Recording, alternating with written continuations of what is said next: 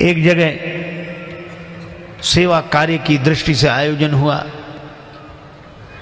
लोगों ने अपने मित्र से कहा कि तुम इतने धनी आदमी हो, दो कुछ। कहने लगा कि अब सब लोग दे रहे हैं तो हमारा देना जरूरी है क्या? अरे भाई, तो सब लोगों का अपनी करनी का फल मिलेगा, तुम भी तो कुछ कर लो। अच्छा तो ठीक है, अच्छा एक काम करते हैं, क्या कल देंगे? ठीक है। दूसरे दिन आया 1 रुपया लेकर, पुराना जमाना, चांदी का रुपया, सो मुट्ठी में दबाए।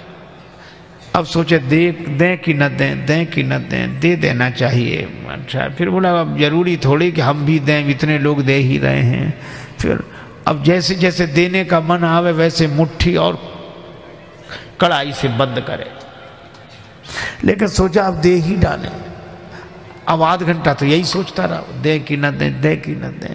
फिर सोचा देख लें एक बार, फिर तो ये देखने को मिलेगा नहीं। सो जैसे ही मुट्ठी खोली तो हाथ पसीज गया था, दिल तो नहीं पसीजा, हाथ पसीज गया, पसीना आया। और जो देखा कि हाथ पसीज गया, पसीना, सो रुपए से बोला अरे तुम बहुत रोते हो, हम तुम्हें किसी को नहीं देंगे, फिर जेब में रख लिया। एक वे हैं जो छोड़ते नहीं।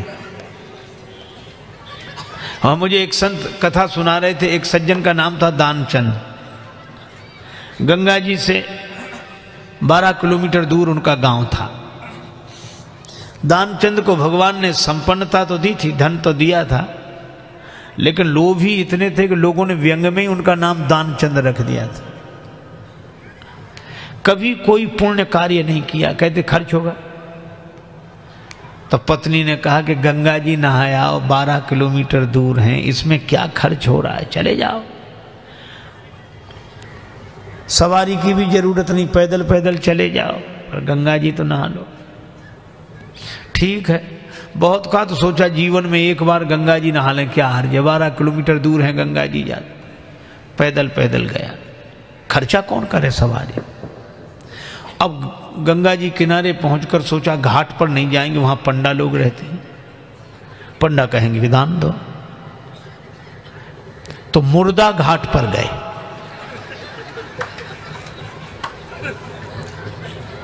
अब मुर्दा घाट तो खाली रहता, कभी कभी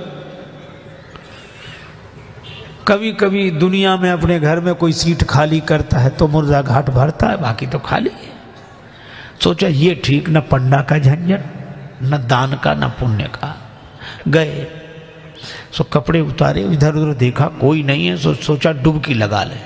सो जैसे ही प्रवेश किया, डुबकी लगाई। अब कथा बड़ी सुंदर है, भगवान को हंसी लगी कि इतना लोभी आदमी नहीं देखा। तो भगवान ने सोचा कि चलो आज हम इसको छकाते। तो दानचंद ने देखा इधर उधर कोई नहीं था, पर गंगा जी में जैसे ही डुबकी लगा के और बाहर निकले, वैसे ही पंडा के रूप में भगवान उपस्थित। यजमान की जय हो।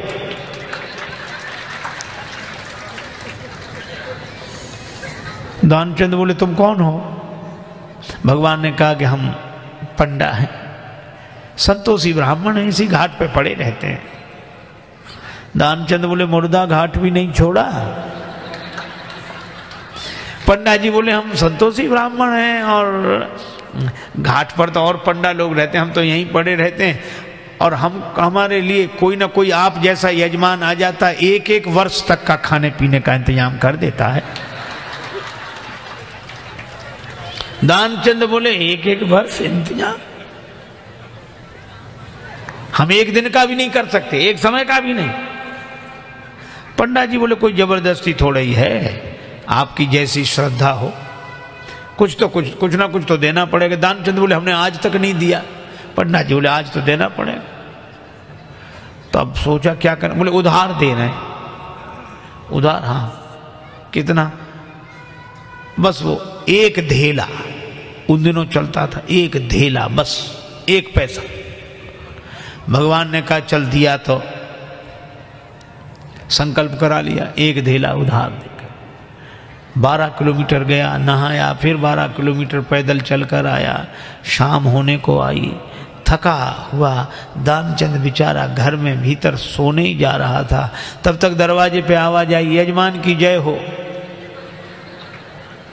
दानचंद का देखो कौन है। पत्नी बाहर गई, देख आई और बोली किसी पंडा से कुछ देने के लिए कहे आए थे? दानचंद बोले कहा था। बोले आ गए, बाहर आई हैं।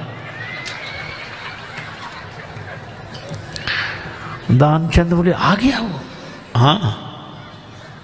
दानचंद बोले कि कह दो कि अभी दानचंद बीमार हैं, 2-4 दिन बाद आना। पत्नी ने कहा कि वो तबीयत खराब हो गई, वो बीमार ज़्यादा हैं, आप 2-4 दिन बाद आना। पंडा जी बोले दान मिले चाहे ना मिले, पर हमारे संकल्प में वो हमारे यजमान बीमार हो, ऐसे संकट के समय यजमान को छोड़ना धर्म नहीं, हम भी यहीं रहेंगे जब तक वो स्वस्थ नहीं हो जाते। यहीं इंतजाम कर दे, आप तो सामग्री ला दो, हम तो बना लेंगे अपने हाथ से भोजन। पत्नी ने फिर जाके कहा,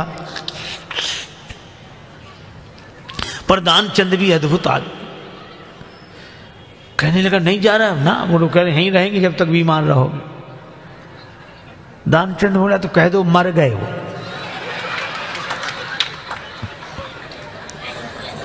तो ये ऐसे कैसे कह दें?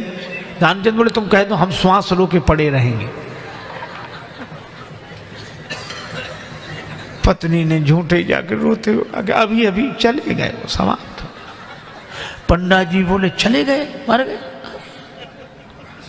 अरे राम राम, लेकिन यजमान का जब तक अंतिम संस्कार ना हो जाए हम कैसे जा सकते?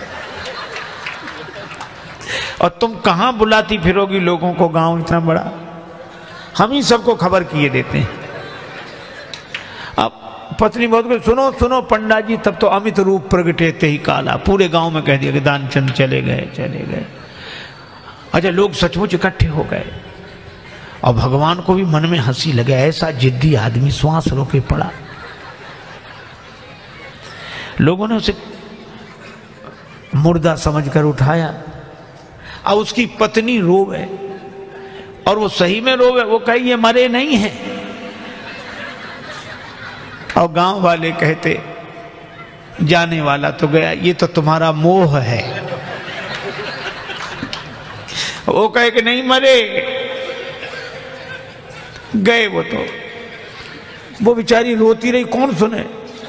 दानचंद को उठा लिया, बांध लिया, और वो भी बंध गया।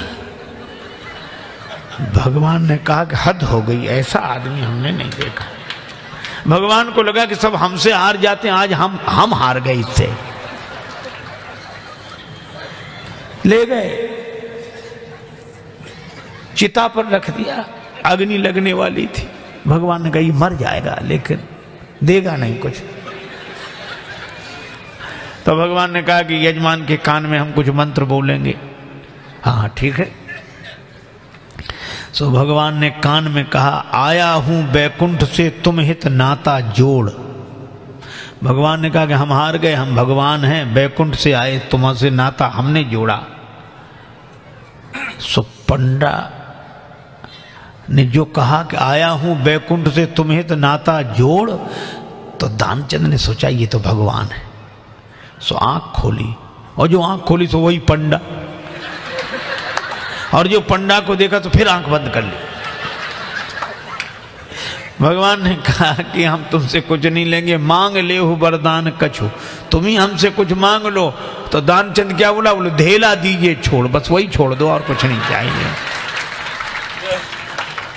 अब बोलो।